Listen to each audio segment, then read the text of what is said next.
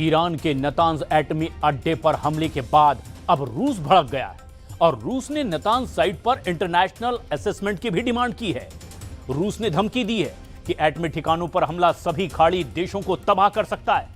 तो इधर ईरान के राष्ट्रपति ने मुस्लिम देशों को एक साथ लाने का एक बड़ा दांव चल दिया है।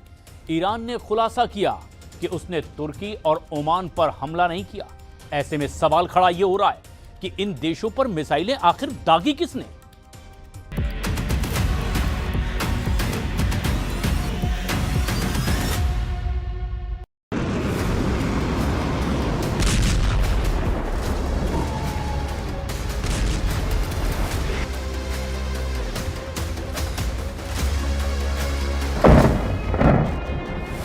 ईरान का नतांज एटमी अड्डा फिर अमेरिका इजराइल के टारगेट पर आ गया है।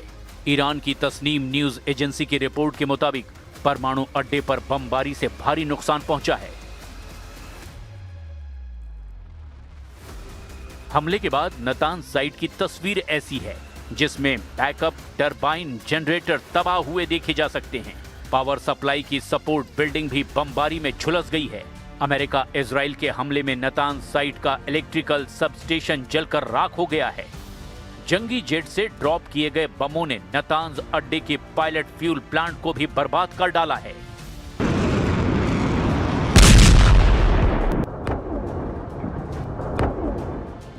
गनीमत सिर्फ इतनी है कि बम धमाकों से न्यूक्लियर साइट पर रेडियो एक्टिव लीक नहीं हुआ, वरना नरसंहार तय था।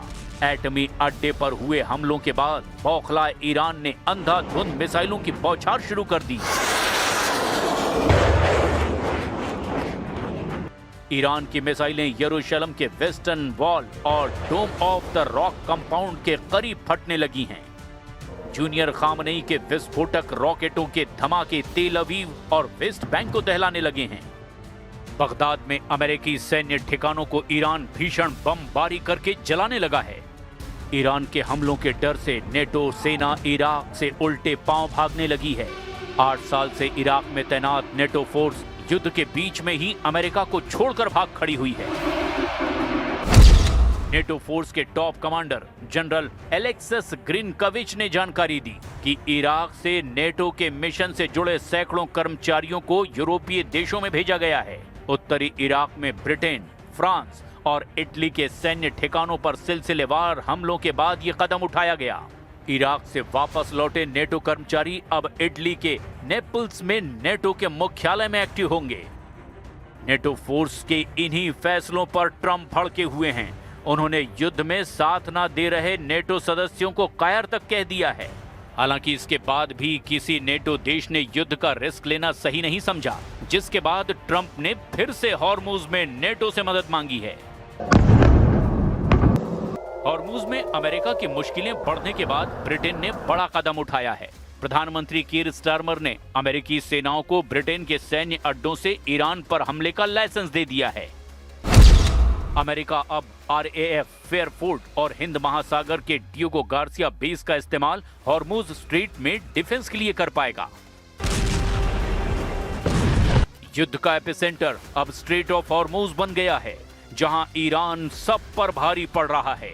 लेकिन ट्रंप हॉर्मुज स्ट्रेट पर कंट्रोल का मिशन शुरू कर चुके हैं।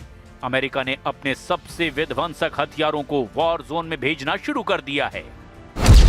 ट्रंप ने बॉक्सर एम्फीबियस रेडी ग्रुप और 11वीं मरीन एक्सपीडिशनरी यूनिट को हॉर्मुज पर कंट्रोल के लिए भेजा है, जिसके साथ USS पोर्टलैंड और USS कॉमस्टॉक ट्रांसपोर्ट डॉकशिप भी भारी भरकम हथियारों को लेकर पहुंचे हैं।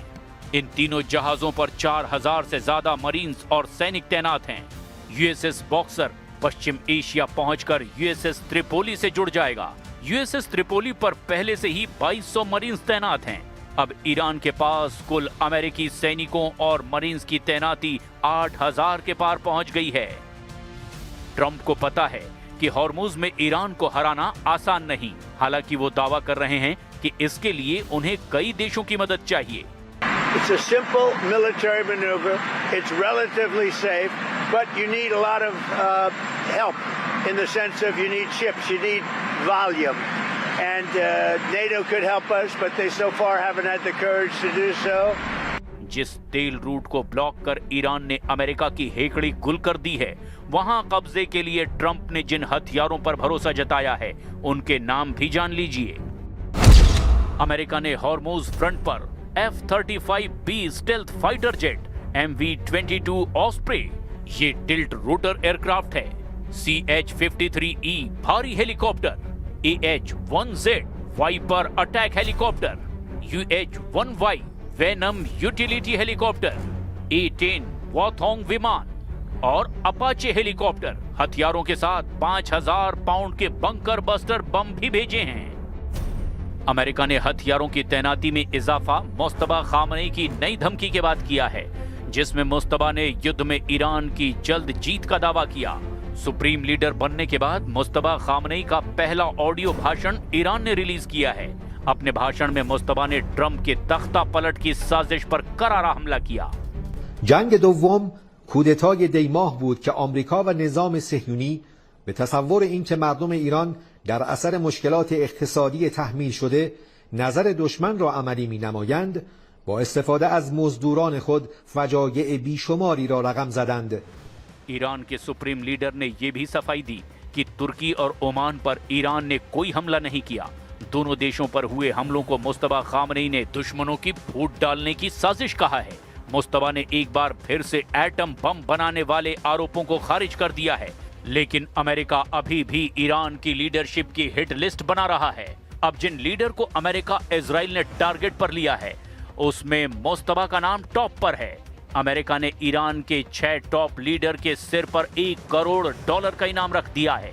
इसमें से 2 टॉप लीडर अली लारिजानी और इस्माइल खतीम का खात्मा हो चुका है, जिसके बाद मुस्तफा का नंबर बताया जा रहा है। लेकिन ईरान एक नए दांव से अमेरिका को झटका देने की तैयारी कर रहा है। ईरान के राष्ट्रपति मसूद पजेश्कियन ने इस्लामिक देशों को एक स्टेज पर लाने का प्लान बनाया है। पजेश्कियन ने इस्लामिक असेंबली का आइडिया दिया है, जिसके बनने के बाद सभी मुस्लिम देश युद्ध में एकजुट होकर दुश्मन से मुकाबला करेंगे। بشوریم از بین ببریم و با وحدت و انسجام برای سربلندی ایران تلاش کنیم. عزیزان همسایه ما که در دور ایران حلقه زدید. इधर ट्रंप आर्मी की कोशिश है जल्द से जल्द जंग को खत्म करने की। अमेरिका इजराइल ने पहले ही फेज के हमलों में ईरान के एयर डिफेंस, उसके कमांड और कंट्रोल को खत्म कर दिया। पहले राउंड में ईरान के मिसाइल और ड्रोन लॉन्च इंफ्रास्ट्रक्चर को कमजोर कर दिया गया। अमेरिका और इजराइल के हमलों का दूसरा फेज अभी चल रहा है। ये ईरान के डिफेंस इंडस्ट्रियल बेस को टारगेट कर रहा है। इसमें missile production facility, dual use research centre और अंडरग्राउंड कॉम्प्लेक्स टारगेट किए जा रहे हैं।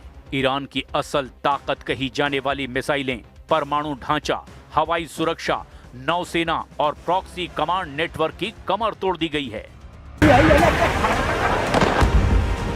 सुपर पावर का कैलकुलेशन बता रहा है कि ईरान का मनोबल टूट रहा है, लेकिन ईरान के जाबाजों का जुनून कायम है।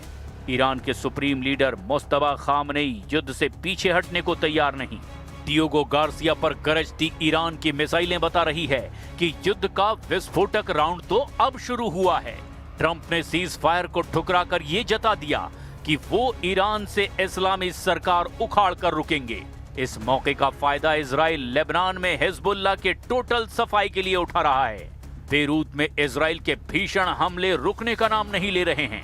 लेबनान में जगह जगह पर, चाहे बेरूत हो, दहाया हो, सैदोन हो, नबाती हो, बीका वैली हो या बाकी एरियाज, वहां पे लगातार टारगेट किया जा रहा है। मैं दिखाने की कोशिश करूंगा कि उस पार क्या हुआ है, क्योंकि न्यूज़ 18 इंडिया की टीम है उस जगह पर जहां से पूरा लेबनान दिखता है। ये आखिरी लाइन है इसराइल के साइड से लेबनान इसराइल बॉर्डर की। तो आप देखिए कि उस पार के हालात क्या हैं। बेरूत में धमाके, तेल अवीव में धमाके, बहरीन में अमेरिका के अड्डों पर धमाके, यूएई और कुवैत में धमाके। ये बारूदी शोर कब थमेगा कोई नहीं जानता, लेकिन ज्यादा देर हुई तो दुनिया इसकी भारी कीमत चुकाएगी।